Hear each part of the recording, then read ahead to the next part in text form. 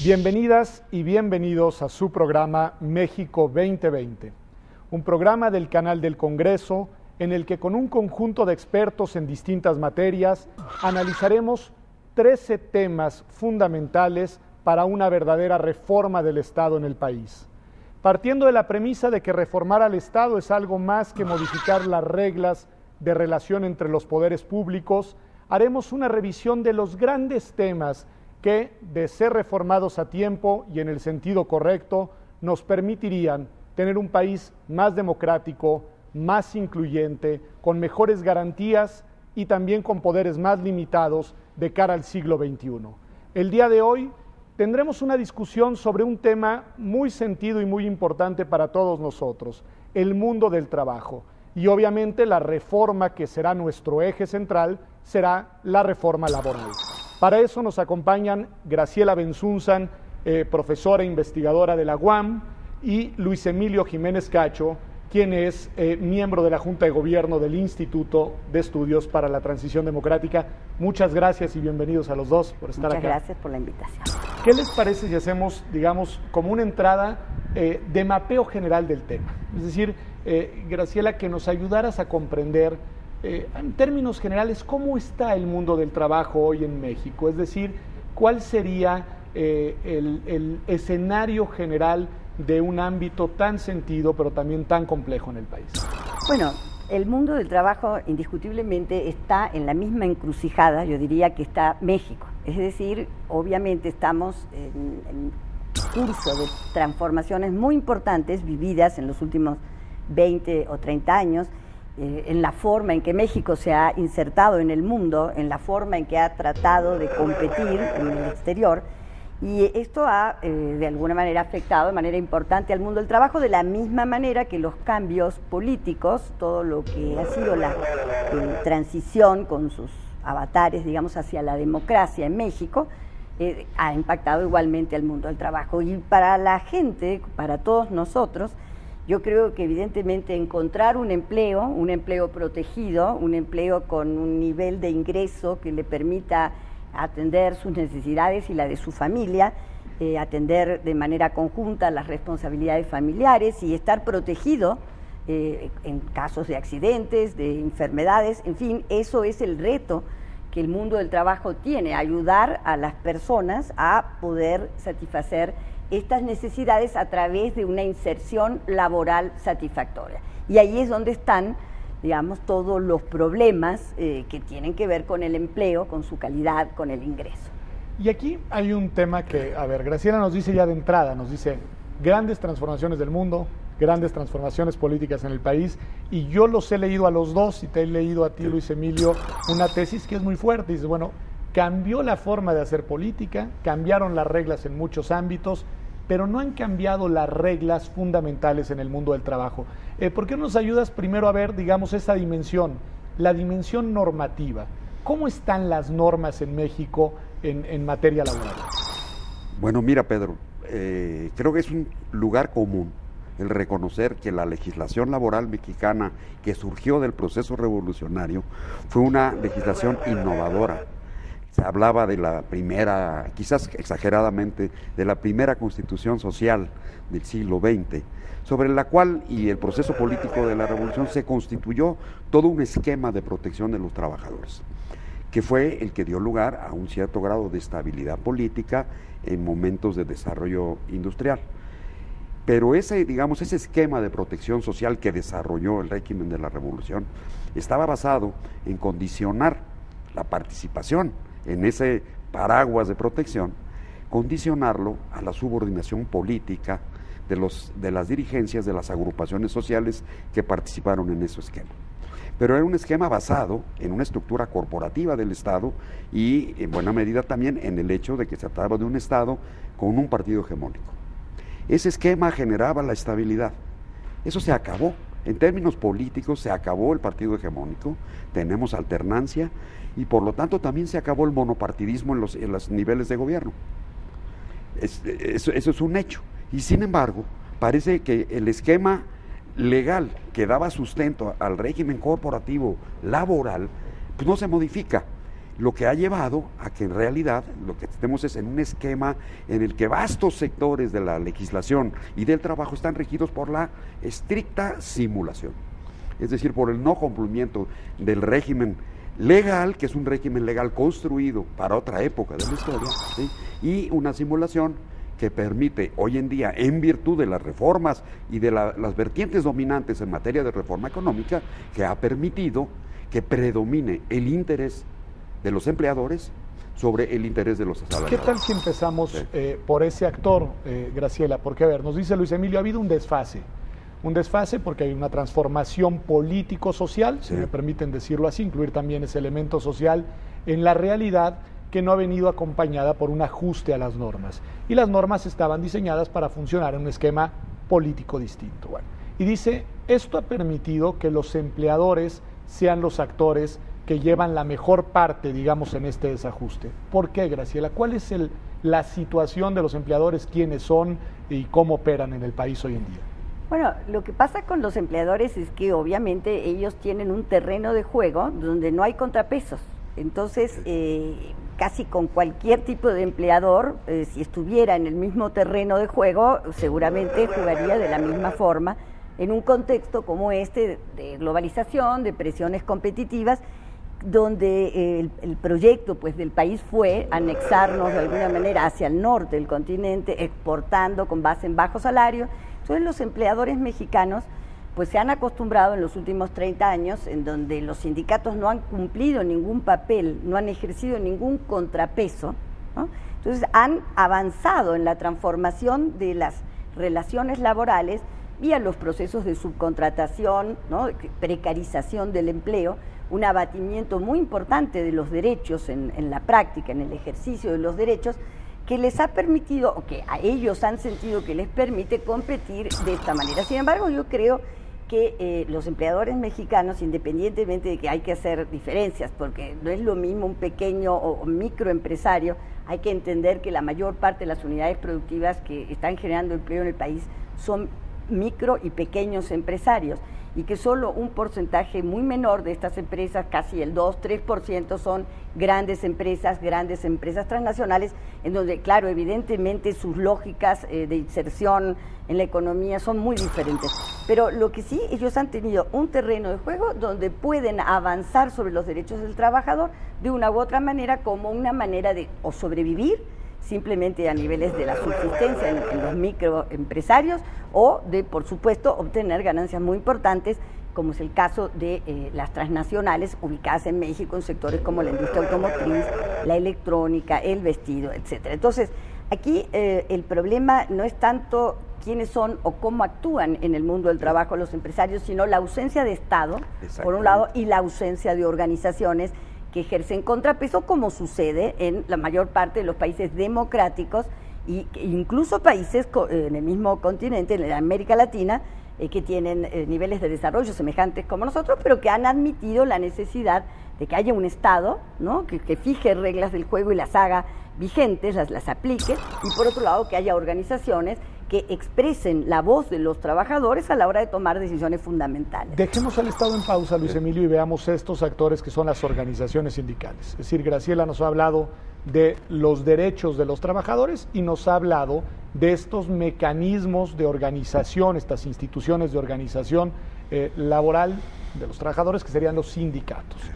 ¿Cómo están los sindicatos en México? Porque para que suceda lo que Graciela nos ha dicho, pues quiere decir, como bien señala, que no hay un contrapeso sindical que mire al menos por proteger los derechos de los trabajadores. Claro, la primera cosa que habría que tomar en cuenta es que, digamos, los sindicatos con peso, con cierta capacidad de reflejar o de reflejar los intereses de sus agremiados, son una parte mínima de los asalariados del país. Debe de haber, aunque las cifras siempre son muy engañosas, debe haber en torno a 4 millones de trabajadores sindicalizados contra 28 o casi 30 millones de asalariados. De esos 4 millones, probablemente la mitad son empleados del sector público, de manera que nos quedamos con otro 1.800.000, 2 millones de trabajadores sindicalizados. Pero, digamos, una vez vista esa cifra, el problema estriba en el grado de simulación que existe en cuanto a sindicatos que no tienen entidad real, es decir, que no representan a sus trabajadores, ya sea porque son solamente de membrete o fantasmas, o porque se han acomodado a un régimen de relación con los empleadores y a una posición política en vinculación con posiciones en la administración pública, en la cual la negociación de sus posiciones se privilegia sobre la representación de los intereses de los trabajadores. Esto último que menciono se refleja claramente en un dato. Es decir, las autoridades que toman decisiones en materia de salario mínimo, por ejemplo, es un órgano tripartita. Es decir, está integrado por representantes de los trabajadores, representantes patronales y representantes del gobierno. El salario mínimo se ha deteriorado en los últimos 20 años del orden del 70-80% en términos reales. Son que 57 Sí, hoy sí, 57, son 55 pesos con 77 centavos. Es el salario mínimo. Pero esto representa un deterioro de casi 80% en términos reales en los últimos 20 años. Y todavía no hemos escuchado la voz o la responsabilidad de los miembros representativos de los trabajadores en esos órganos de decisión. Lo mismo se puede hablar de la Comisión de Reparto de Utilidades, su participación en los órganos de gobierno del Seguro Social, de la Conducef, etcétera, etcétera. Entonces, digamos, pocos trabajadores sindicalizados en relación al número de trabajadores asalariados y sindicatos muy poco combativos en el sentido legítimo del término, es decir, poco interesados en proteger y en defender los intereses de los trabajadores.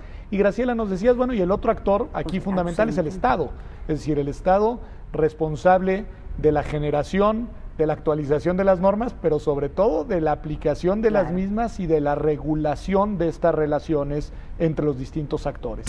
¿Qué ha hecho o no ha hecho el Estado, Graciela? Bueno, es claro que desde los años 80 para acá se ha producido un deterioro muy importante del papel de la Secretaría del Trabajo, por ejemplo, del lugar que ocupa, ¿no?, en términos de la consecución de condiciones de trabajo dignas para las personas que trabajan.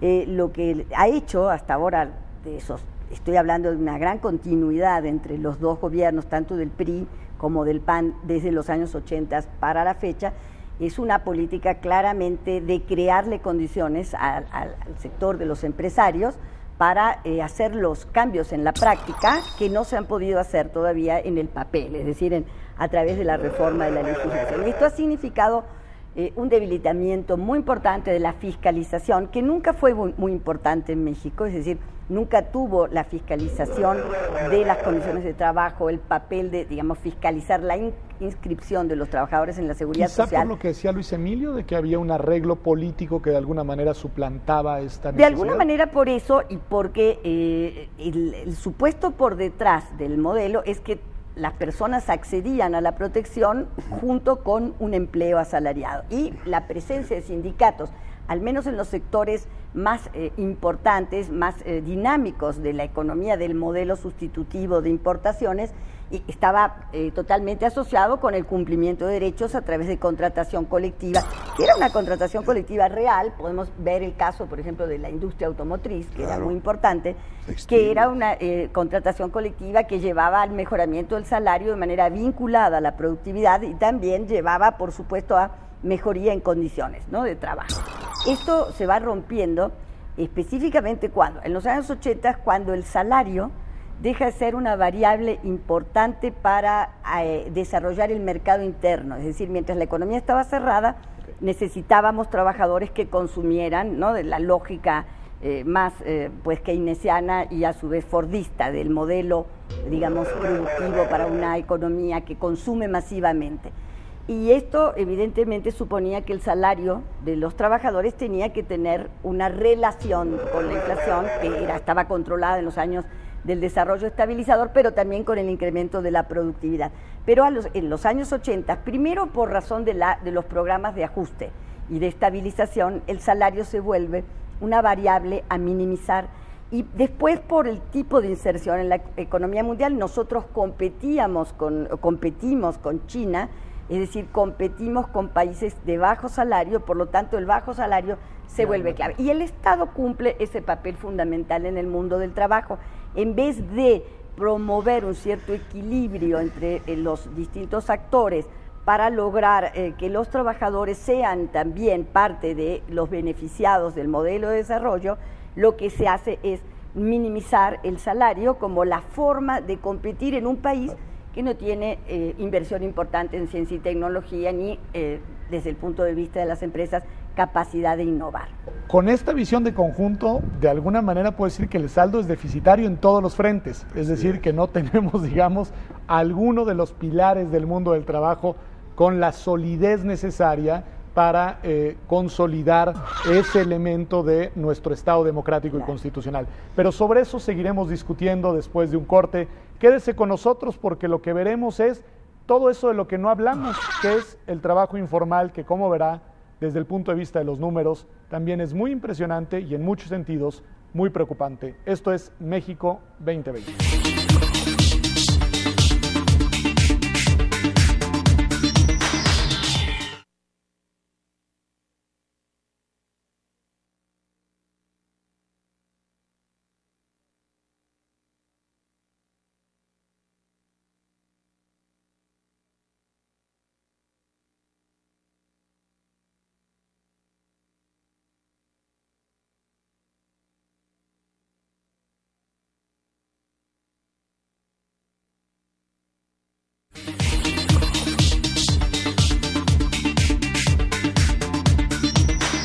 Ya estamos de regreso en México 2020, analizando el tema del mundo del trabajo y en concreto de una verdadera reforma laboral, con Luis Emilio Jiménez Cacho y con Graciela Benzunzán. Luis Emilio, decíamos antes del corte que, bueno, 48 millones más o menos de trabajadores asalariados, de los cuales 4 sindicalizados, de los cuales 2 sindicalizados trabajadores del Estado, ¿no? Ese era un poco el diagnóstico. Y sobre esos números hablamos de los sindicatos, de los empleadores y del papel del Estado. Pero no hablamos del tema del trabajo informal, no hablamos de ese otro universo, digamos, que gravita con peso en la realidad política y sobre todo en la realidad social de las mexicanas y de los mexicanos. ¿Qué tenemos ahí, Luis Emilio? ¿Cuáles son los datos? Primero una precisión, Pedro. Los 47 millones de que hablábamos es toda la población económicamente activa, okay, ¿no? Ahí hay gente que trabaja por su cuenta, está el millón y pico de empleadores, pero podemos hablar como de 30 millones de trabajadores asalariados. Perfecto. Si tú te pones a ver el problema, o sea, el problema de la informalidad, hay muchas maneras de medirlo y disputan los académicos sobre distintas metodologías, pero recientemente el INEGI está produciendo una estadística trimestral sobre ocupación y empleo que da datos que son bien claros. Por ejemplo, el siguiente: 13,5 millones de asalariados tienen empleo, pero no tienen protección social. Es decir, no tienen acceso al Seguro Social, ni al ISSSTE, ni ninguna fórmula de protección social como tales, como asalariados.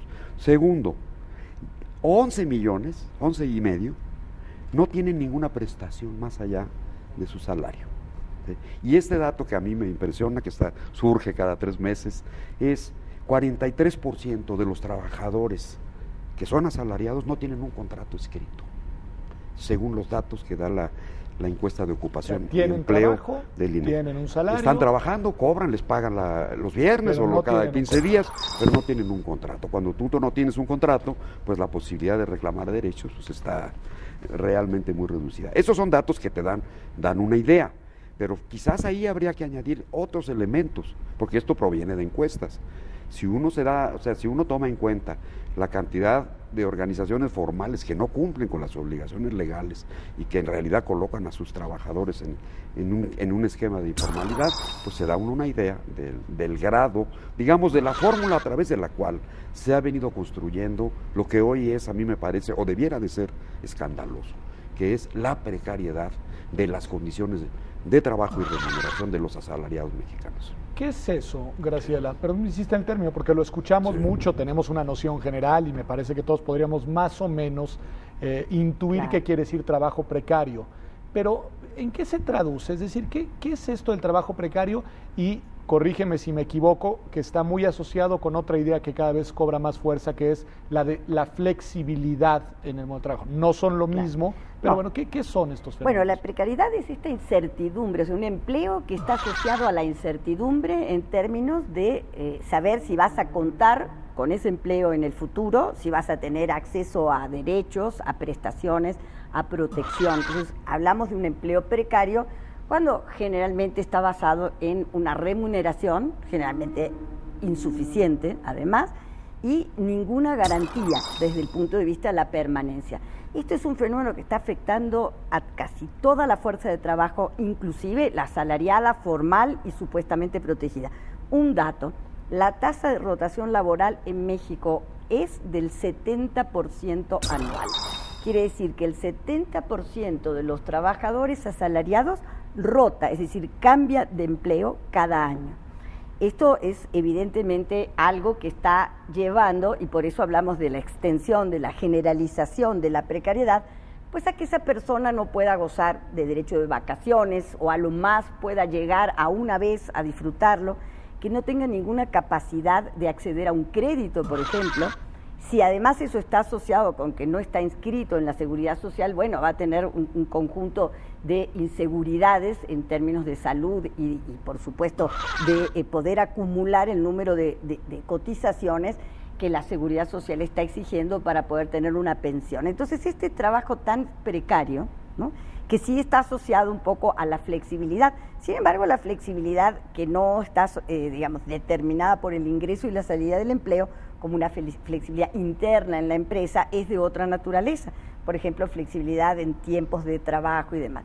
Sí hay un contrapeso, que es de lo que yo hablaba antes, es decir, si existen sindicatos y los trabajadores tienen una ciudadanía laboral, es decir, pueden ejercer sus derechos, esa flexibilidad probablemente no afecte de manera central sus seguridades, su capacidad de predecir cómo va a funcionar. Pero ¿cómo está funcionando la flexibilidad en México? Está funcionando totalmente, digamos, dejada a la discrecionalidad del empleador, que determina que los trabajadores pues ni siquiera saben en qué horario van a trabajar la semana próxima, no pueden tener ni siquiera 2 empleos porque no saben en uno de ellos en qué momento los van a requerir y por supuesto no saben cuánto tiempo los van a utilizar y por lo tanto se da este fenómeno de una rotación muy frecuente de la formalidad hacia la informalidad. Y una vez que esto ocurre es muy difícil volver a regresar a la formalidad. Allí hay, digamos, como un ingrediente, un elemento, un concepto que gravita en sus 2 últimas reflexiones y sobre ese quiero regresar, Luis Emilio, que es la incertidumbre y la inseguridad, es decir, como problema en el mundo del trabajo. Y de alguna manera, pues nosotros habíamos aprendido, digamos, que la seguridad en el empleo no se trataba únicamente de tener un trabajo en el tiempo presente y no se trataba únicamente de tener una remuneración circunstancial, sino también de tener otra serie de elementos que venían acompañando al desarrollo de una vida laboral y que te venían garantizando, al menos en teoría, un cierto nivel y una cierta calidad de vida en el presente y hacia el futuro.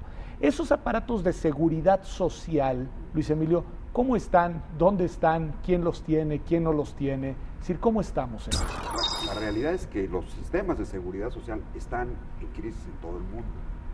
Y están en crisis en todo el mundo por la modificación de las variables demográficas, por la modificación de las características de la familia, por la participación de la mujer en el trabajo, es decir, los conceptos de la clásica protección social del estado de bienestar, en todos lados están haciendo agua, en todos los países se está buscando fórmulas para garantizar los mínimos de protección social y lograr el financiamiento público de los sistemas de seguridad social y de las pensiones, porque cambió la estructura social y las premisas sobre las que estaban construidos los sistemas de aseguramiento. Digamos, esa es una variable que está en todos los países del mundo.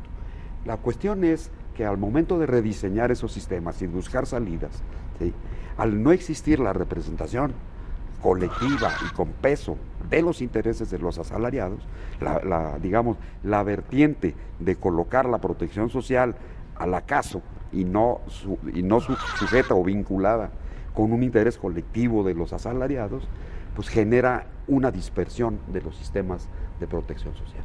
Y entonces tú tienes por una parte un sistema de protección y de pensiones para los trabajadores del Estado, otro sistema de protección en el IMSS, en el cual además por una serie de mecanismos de fraude se reducen el acceso de los trabajadores a cierto nivel de pensión decorosa, etcétera, y luego una salida colateral que se ha dado en los últimos años precisamente para tratar de salirle al paso al tema de la informalidad, que es el seguro popular.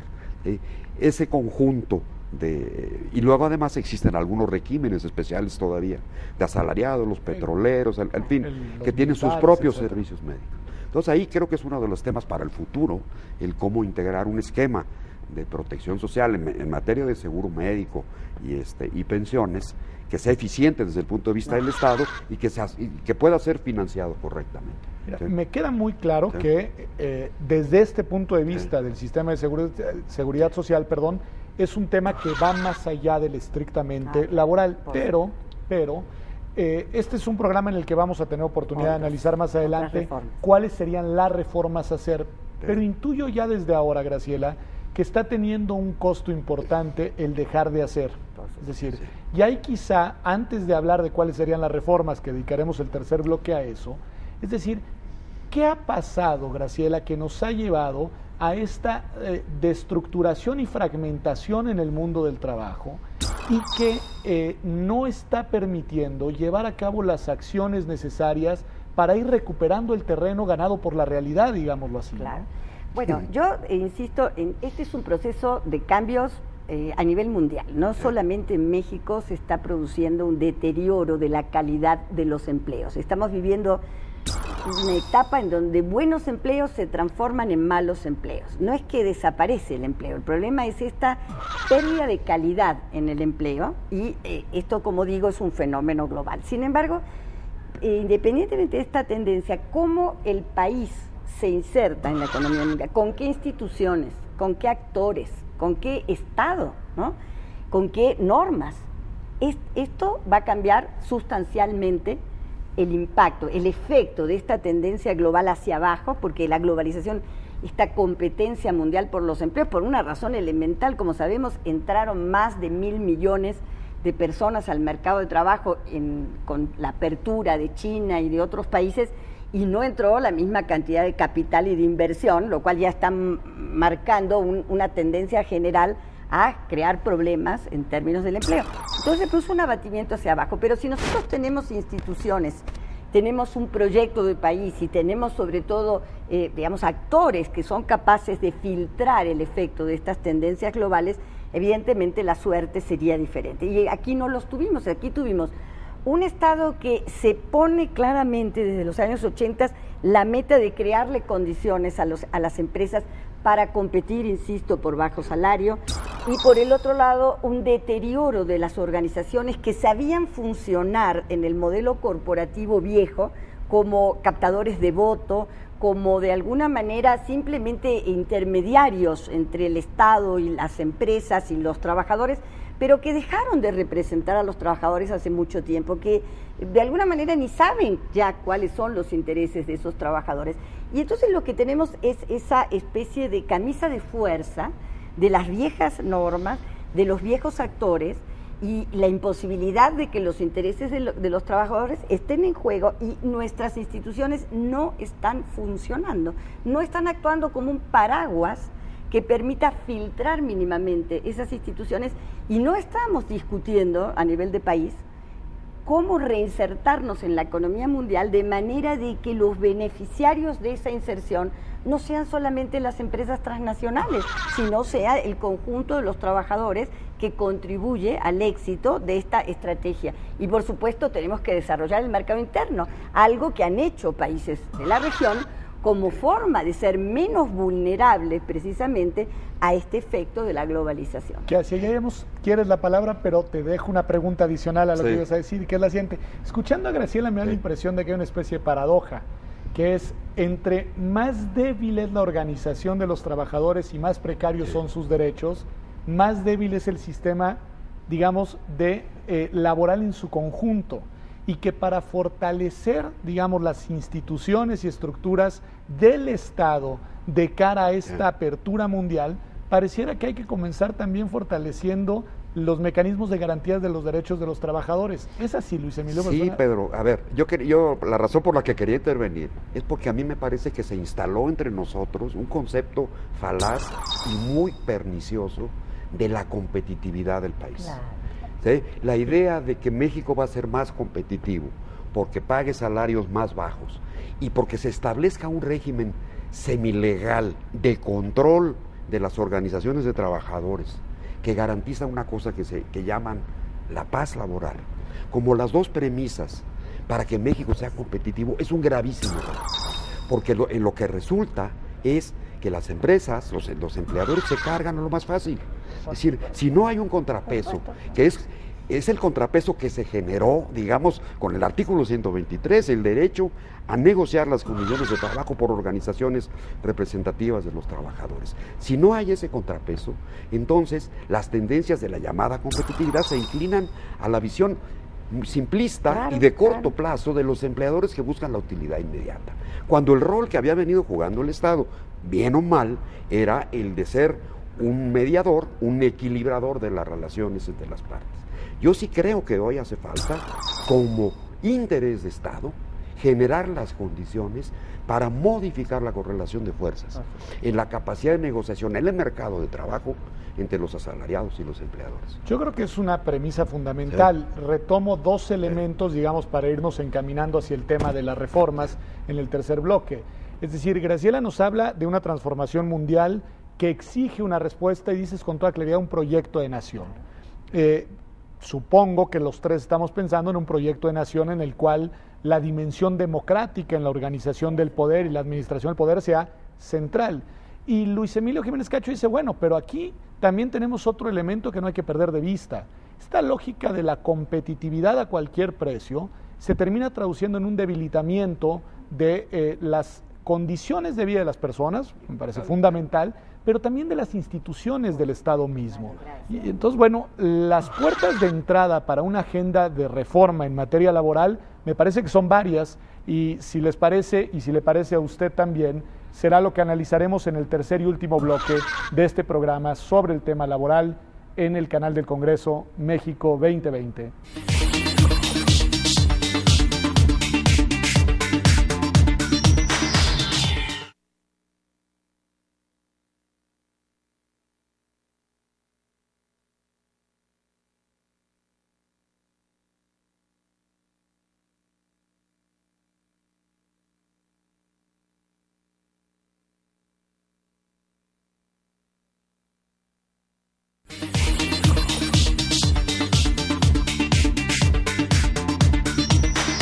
Ya estamos de vuelta en nuestro bloque final, no solo de conclusiones, sino en realidad de diseño de algunas sugerencias para una verdadera política laboral en el país.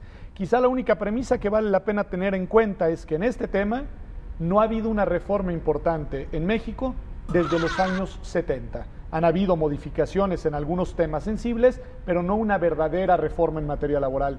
Y el otro dato que no podemos perder de vista es que año con año, cuando menos en los últimos 15 años, en los últimos 3 lustros, las distintas fuerzas políticas, con una periodicidad sorprendente, han colocado sobre la mesa iniciativas de reforma en materia del trabajo de la más diversa naturaleza. Es decir, pareciera haber un diagnóstico por parte de los actores políticos de la necesidad de reformar el tema. Me gustaría pensar que bajo las coordenadas de las preocupaciones que nuestros invitados han planteado, pero no necesariamente, o más bien seguramente no, se han traducido en reformas concretas. Graciela, Luis Emilio, lo primero que les preguntaría es, una reforma en esta materia, Graciela, ¿puede ser una reforma solo legal o necesitamos comenzar desde una revisión al marco constitucional? Sí, bueno, yo he planteado que es fundamental tocar el artículo 123 porque en el artículo 123 constitucional están las bases del modelo corporativo, ¿no?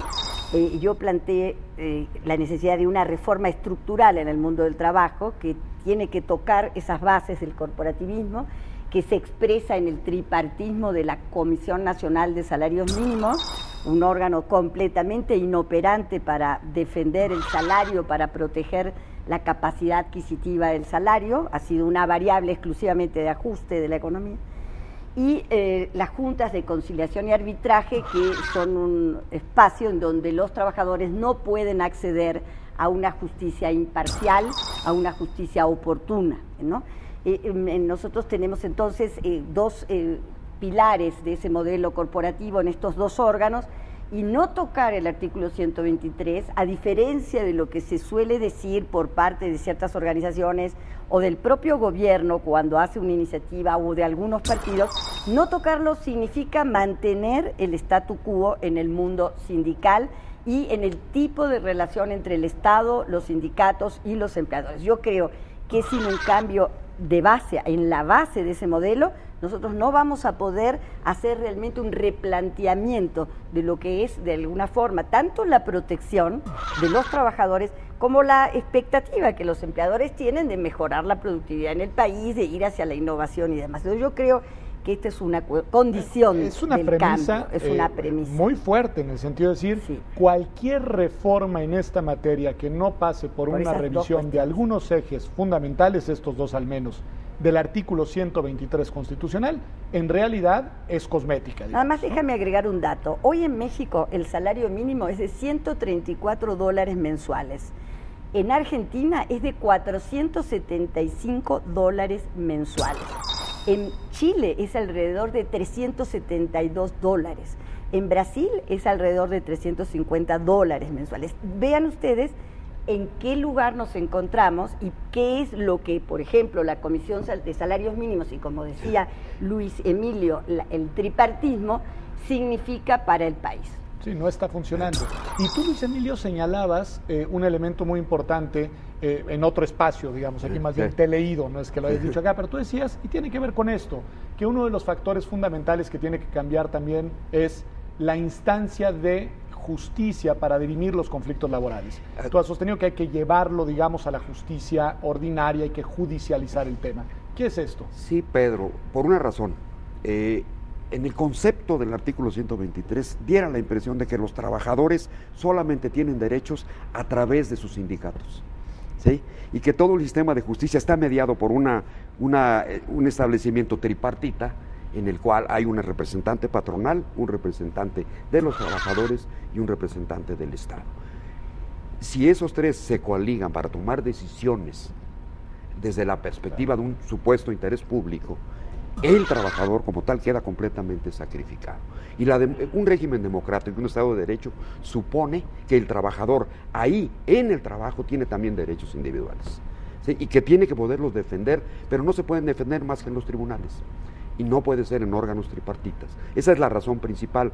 Quizás para ciertos efectos de política laboral sea útil que existan órganos consultivos de carácter tripartita. Pero el trabajador debe ser capaz de ejercer sus derechos ante los tribunales, aún frente a su empleador, frente a los dirigentes sindicales y frente al propio gobierno. Ahí hay una inversión de ruta desde la concepción misma de quién son y cuáles son los derechos y qué tipo de derechos son los derechos laborales.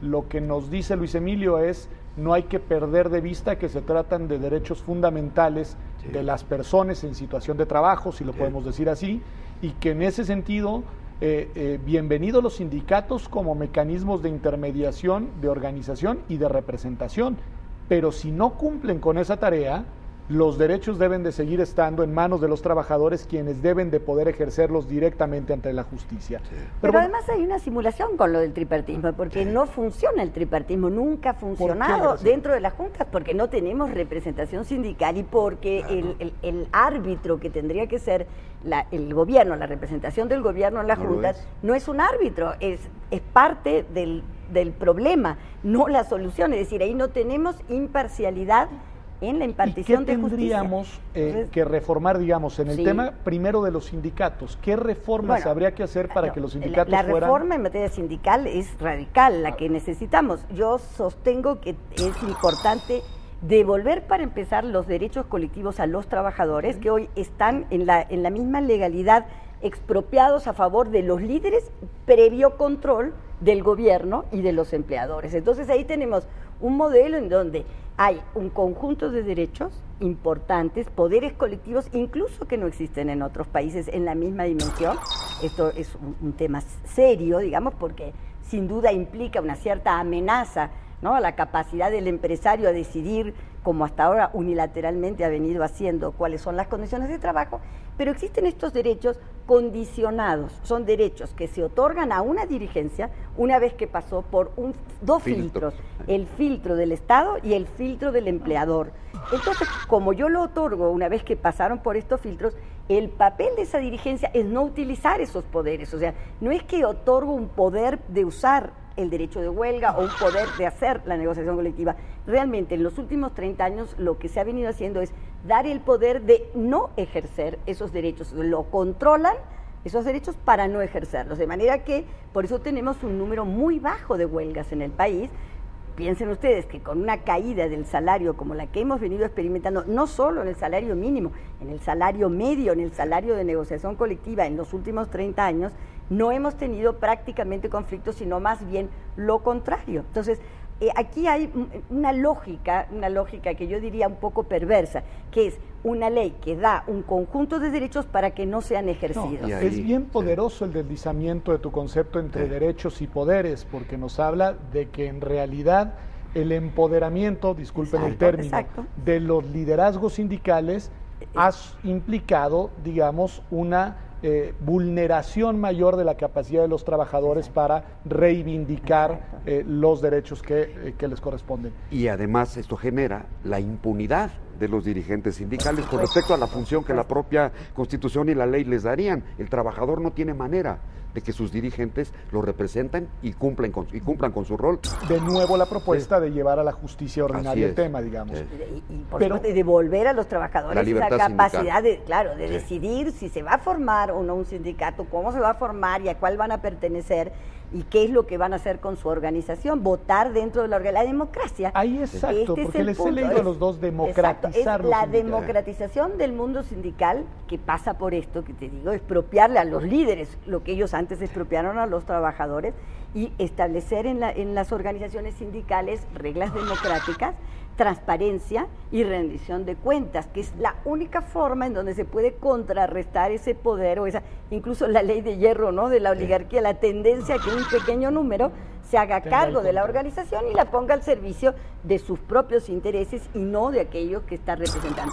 Este déficit de representación, tú lo has estudiado y lo has visto en otros ámbitos, el ámbito de la representación política, pero yo creo que el ámbito de la representación social, la ausencia de representación social en México es muy costosa, nos ha costado enormemente en un desequilibrio en las decisiones que se han tomado y por eso yo creo que es muy oportuno esta vinculación que tú haces con el tema de la reforma del Estado, pero que también está ligado con el problema del desarrollo, de hacia dónde quiere ir el país.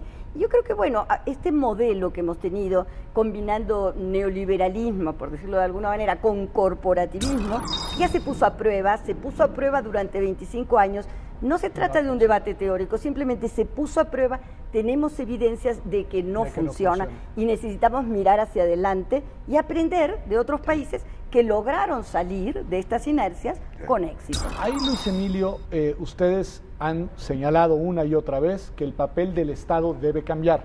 Asumo que la primera acción que debería de llevar a cabo el Estado, parte de él, es esta reforma constitucional de la que hablan, este cambio de las reglas generales. Pero ahí no se quedaría la transformación que ustedes anuncian, digamos, en su diagnóstico. ¿Qué deberíamos hacer desde el punto de vista no solo del cambio de las dinámicas y las prácticas políticas, sino de una revisión más de carácter estructural del rol del Estado en materia laboral?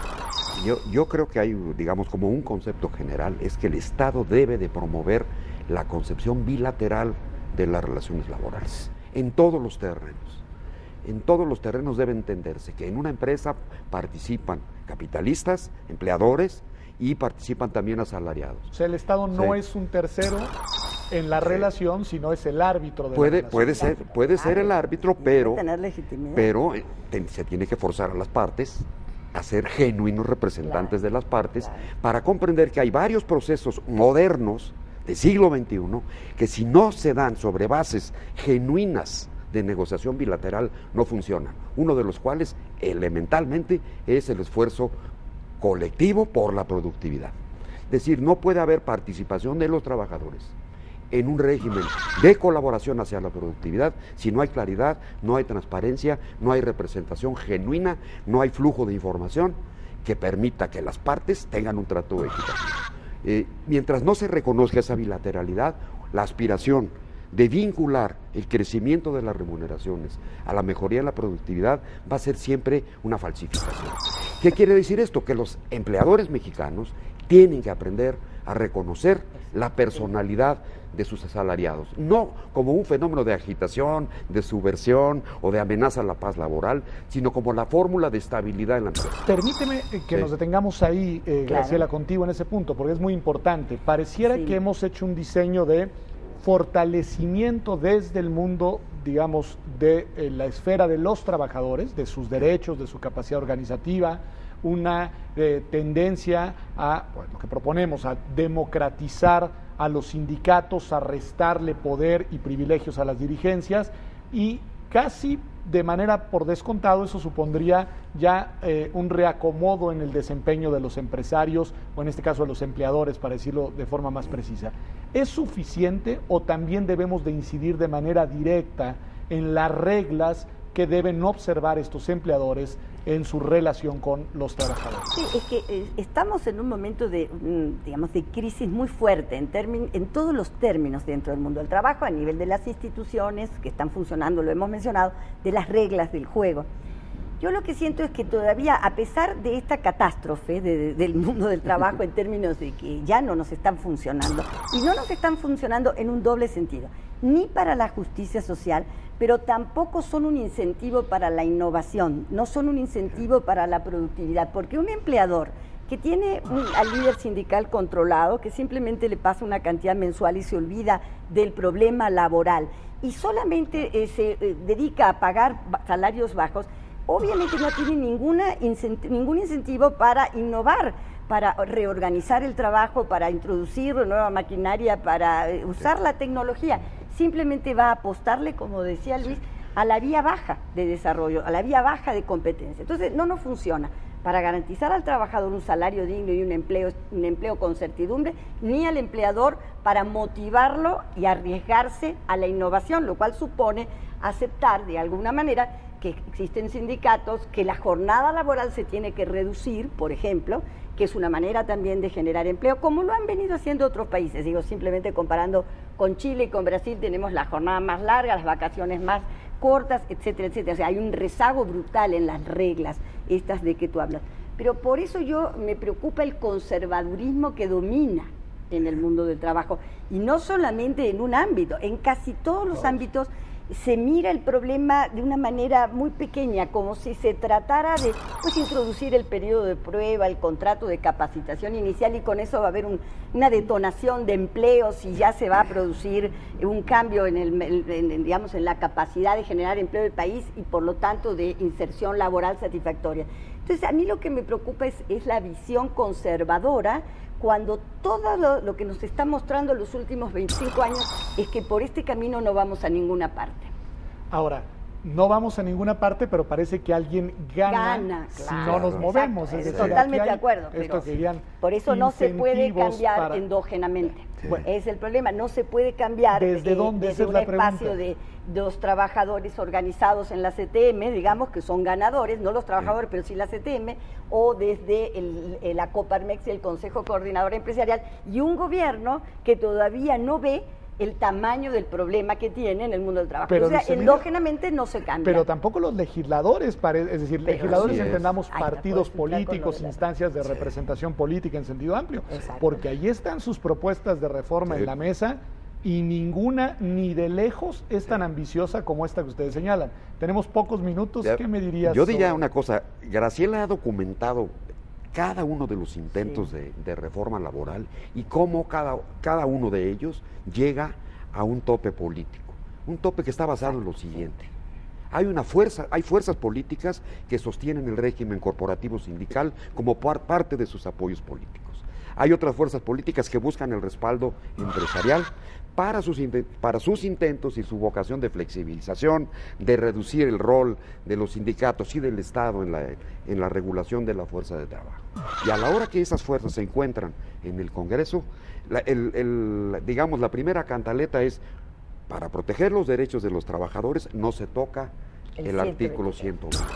Entonces nos vamos a ir al siguiente nivel, que es la Ley Federal del Trabajo. Y a la hora de discutir la Ley del Trabajo, entonces entramos a los aspectos de la flexibilidad, sin tocar el régimen de control sindical y la eventual posibilidad de que los trabajadores se muevan con libertad en el seno de sus propios sindicatos o fuera de ellos y escojan el sindicato que quieran o decidan no estar, etc. Ese compromiso entre las fuerzas del corporativismo sindical más añejo, ¿sí?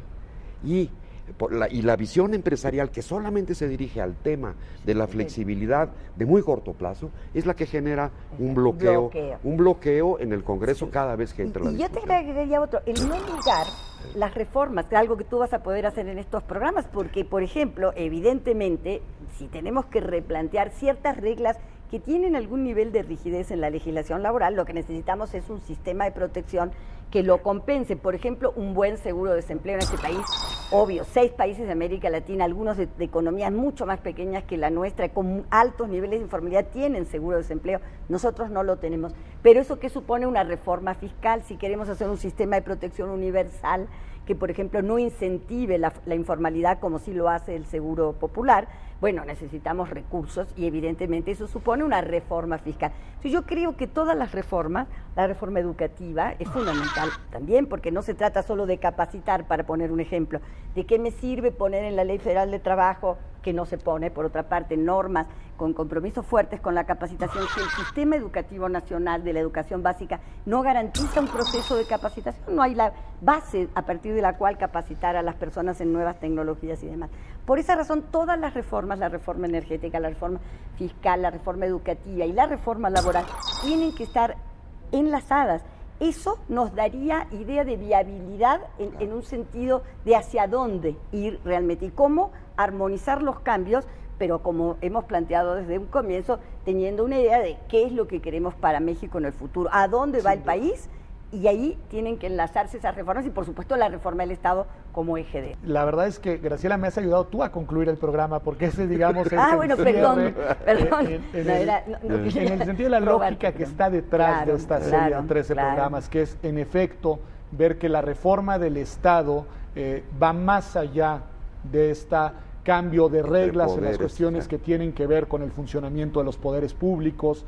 No puede ser una reforma que no comprenda que la relación entre gobierno e instituciones estatales debe de estar sobre todo orientada hacia la transformación de la sociedad y que en una lógica democrática e incluyente esa transformación social debe de ser una transformación basada en la garantía de los derechos de las personas, que ponga en el centro de la ecuación a cada una de las ciudadanas, de los ciudadanos, o en sentido más amplio a cada una de las mexicanas y de los mexicanos. En ese sentido, muchas gracias a los dos, muchas gracias a usted por habernos acompañado en este programa de México 2020, en el que en verdad esperamos poder colocar sobre la mesa de los actores políticos relevantes, pero quizás sobre todo de usted, porque como bien dice Graciela Benzunzan, si no viene desde afuera la articulación de la demanda, por lo que decía Luis Emilio Jiménez Cacho, probablemente los actores políticos y económicos relevantes no van a tomar las decisiones